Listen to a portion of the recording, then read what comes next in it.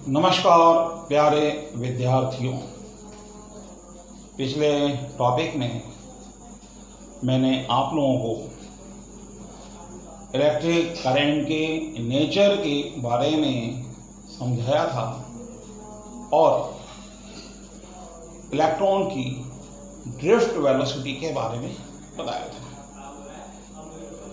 Electron जब किसी conductor में ड्रिफ्ट वेलोसिटी से मूव करते हैं तो उस कंडक्टर के अंदर इलेक्ट्रिक करंट यानी चार्ज फ्लो होना स्टार्ट होता है और इलेक्ट्रिक करंट कंडक्टर में जनरेट होती है।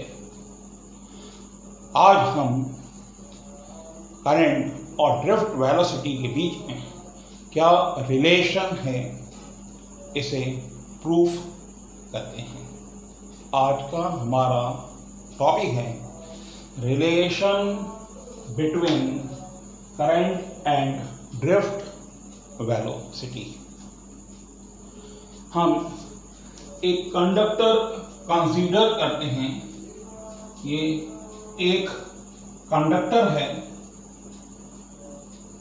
इस कंडक्टर में करंट को फ्लो करने के लिए पोटेंशियल डिफरेंस अप्लाई किया गया है, यानी इस कंडक्टर का वन एंड पॉजिटिव है एंड अदर एंड नेगेटिव है। जब पोटेंशियल डिफरेंस अप्लाई होगा इसमें करंट फ्लो होना स्टार्ट होगा। करंट फ्लो होती क्यों है ये हम पिछले टॉपिक में ऑलरेडी डिस्कस कर चुके हैं। इसके अंदर जो फ्री इलेक्ट्रॉन्स हैं वो नेगेटिव से पॉजिटिव की ओर चलते हैं और चार्ज को मूव करते हैं, जिसकी वजह से कंडक्टर में करंट फ्लो होना स्टार्ट होती है। और जिस वेलोसिटी से ये electrons negative to positive move करते हैं उस वेलोसिटी को कहा जाता है ड्रिफ्ट वेलोसिटी। हम कंसीडर कर लेते हैं इस कंडक्टर का area of cross section capital A, conductor की जो सरफेस है उसका एरिया है कैपिटल ए। इस कंडक्टर की लेंथ है स्मॉल एल और हम इसके अंदर जो इलेक्ट्रॉन डेंसिटी है इन कंसंट्रेशन ऑफ इलेक्ट्रॉन है। Concentration of electrons means number of electrons per unit volume. ये हमें कंसीडर कर लिया है स्मॉल एन। ये थ्री क्वांटिटीज हमने कंसीडर की है इस रिलेशन को फाइंड करने के लिए। दोबारा ध्यान दीजिए, area of cross section capital A, length of conductor small L and concentration of electron means number of free electrons per unit volume small N. तो यूनिट वॉल्यूम में स्मॉल एन इलेक्ट्रॉन्स हैं, free electrons हैं, तो इसमें total electrons कितने होंगे या आप वैल्यू कैलकुलेट कर सकते हैं। इसके वॉल्यूम में एन का मल्टीप्लाई करके हम देखें इस कंडक्टर का वॉल्यूम क्या होगा। तो वॉल्यूम की वैल्यू इसकी होगी वॉल्यूम इक्वल ए इंटू एल। ये इस कंडक्टर का वॉल्यूम होगा और इसमें जो टोटल फ्री इलेक्ट्रॉन्स हैं उस टोटल फ्री इलेक्ट्रॉन्स की value number of free electrons पर इन द कंडक्टर ये होगा एन ए एल।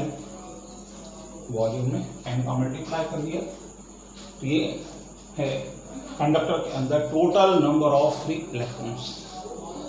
अब ये इलेक्ट्रॉन्स चार्ज को फ्लो करते हैं इस कंडक्टर के अंदर।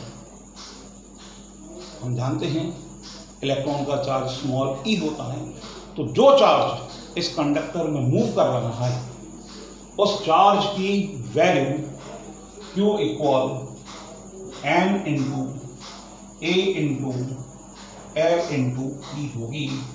ये वो चार्ज है जो पोटेंशियल डिफरेंस अप्लाई करने पर इस कंडक्टर अंदर फ्री इलेक्ट्रॉन्स की वजह से मूव करता है from negative end to positive end by the velocity v d। यह है ड्रिफ्ट वेलोसिटी जिससे ये चार्ज मूव कर रहा है। अब इस चार्ज को मूव करने के लिए टाइम कितना लगा? हम जानते हैं time equal distance upon speed या वेलोसिटी। तो जो चार्ज इस कंडक्टर में इलेक्ट्रिक करंट को फ्लो करने के लिए मूव कर रहा है उस चार्ज की लिए टाइम है t equal length of conductor upon drift velocity. ये टाइम है। हम ये जानते हैं कि चार्ज कितना फ्लो हो रहा है और इस कंडक्टर में कितने टाइम में फ्लो हो रहा है, ये भी हमने निकाल लिया। सिंपल से जो करंट की डेफिनेशन है charge upon time, I equal Q upon T. इस फॉर्मूले से हम करंट और ड्रिफ्ट वेलोसिटी में रिलेशन फाइंड कर सकते हैं Q की वैल्यू और T की वैल्यू पुट करके। तो जब Q की वैल्यू पुट करेंगे तो ये वैल्यू हमें मिलेगी N A L E upon L upon V D। L से L कैंसिल आउट हो गया। I की वैल्यू, करंट की वैल्यू हमें मिलेगी N E A V D। ये रिलेशन है करंट और ड्रिफ्ट वेलोसिटी के बीच में। हम ये देख रहे हैं कि इस कंडक्टर के लिए स्मॉल n की वैल्यू, स्मॉल e की वैल्यू, a की वैल्यू ये कांस्टेंट है। ये पोटेंशियल डिफरेंस पे डिपेंड नहीं करेगी। आप चाहे पोटेंशियल डिफरेंस इंक्रीज करें या डिक्रीज करें, ना तो n चेंज होगा ना e चेंज होगा, a चेंज नहीं होगा। करंट चेंज होगी पोटेंशियल डिफरेंस से। ओम्स लॉ के हिसाब से भी प्रोपोर्शनल आई, जैसे जैसे वोल्टेज बढ़ता जाएगा करंट बढ़ती जाएगी। तो करंट क्या चीज बढ़ाएगी? तो यहाँ करंट क्या है, ड्रिफ्ट वेलोसिटी को इंक्रीज करेगी। तो ये तीनों चीजें वोल्टेज पे तो डिपेंड करनी रही। तो यहाँ हम ये प्रूव कर सकते हैं I प्रोपोर्शनल V D, यानी करंट ड्रिफ्ट वेलोसिटी के डायरेक्टली प्रोपोर्शनल होता है। On increasing current in the conductor, drift velocity of electrons increases. हम आगे करंट डेंसिटी की वैल्यू भी निकाल सकते हैं। करंट डेंसिटी क्या होती है?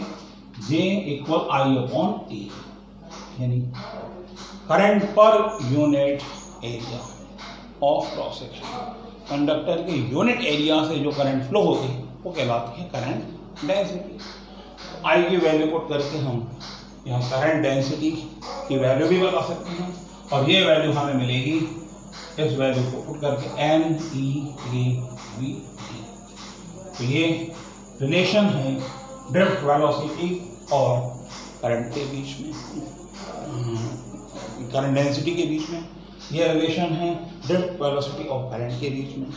इस तरीके से हमने ये रिलेशन किस तरीके से निकाला जाता है ये फाइंड किया है। ये टॉपिक, ये क्वेश्चन मोस्टली एग्जाम में पूछा जाता है, relation between current and drift velocity, जो हमने आज सीखा है। बच्चों, एक महत्वपूर्ण सूचना आपको और मेरे को देनी है।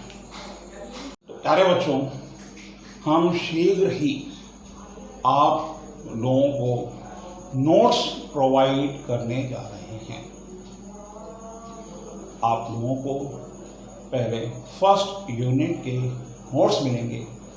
जिस तरीके से हम आपको एक्सप्लेन कर रहे हैं, हम उन क्वेश्चंस को भी आपको इसी तरीके से क्वेश्चन बाय क्वेश्चन सीरियल से एक्सप्लेन करेंगे ताकि जो चीज़ आपको समझ में नहीं आ पाई है उसको आप दोबारा उन क्वेश्चंस को देखते हुए समझ सकते हैं। जैसे फर्स्ट यूनिट का फर्स्ट क्वेश्चन क्या है आपके सामने रहेगा, मैं यहाँ पे फर्स्ट क्वेश्चन बोलूँगा, समझाऊँगा और उसको आप याद करें। तो इस तरीके से आगे की अपनी स्टडी को रेगुलर रखेंगे नोट्स के माध्यम से।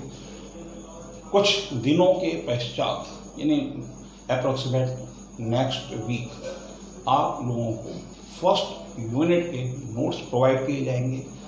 इसी तरीके से कुछ इंटरवल के बाद आपको नोट्स धीरे धीरे प्रोवाइड करेंगे और ऑनलाइन ही आपकी स्टडी करेंगे। नोट्स किस तरीके से मिलेंगे, किस टाइम पे मिलेंगे, इसकी फॉर्मेलिटीज आप लोगों को मैं ग्रुप पे डाल दूँगा। बच्चों, हम अगले टॉपिक में करंट और पोटेंशियल डिफरेंस के बीच में क्या रिलेशन है, ओम्स लॉ क्या है, इसके बारे में डिस्कस करेंगे अगले टॉपिक में। अगले वीडियो के साथ दोबारा मिलेंगे। Thank you, good bye.